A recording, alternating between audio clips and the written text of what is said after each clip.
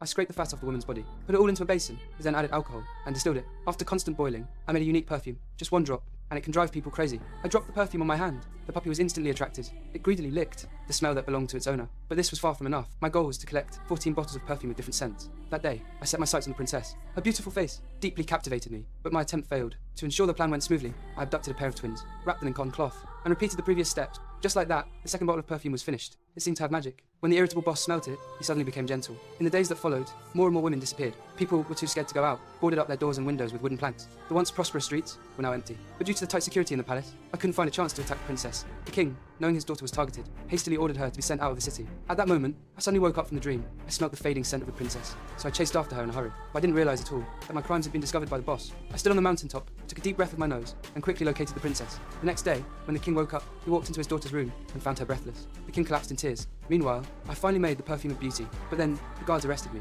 During the investigation, they found the clothes of 20 girls that I had buried in the soil. The king ordered me to be hanged. Before stepping into the execution ground, I opened the perfume. When the guards smelt it, they all showed me great respect. People were stunned by this scene. As I walked up to the gallows, the executioner suddenly knelt down and submitted to me. I silently opened the perfume. I sprinkled it on a handkerchief and waved it towards the crowd. Everyone who smelt it went crazy, and some even knelt on the ground, kowtowing and thanking me repeatedly. Seeing this scene, somehow I cried. My dream was finally fulfilled. Living no longer had meaning for me. When night fell, I poured the perfume all over myself. When people smelled the scent, they immediately surrounded me and tore me to pieces.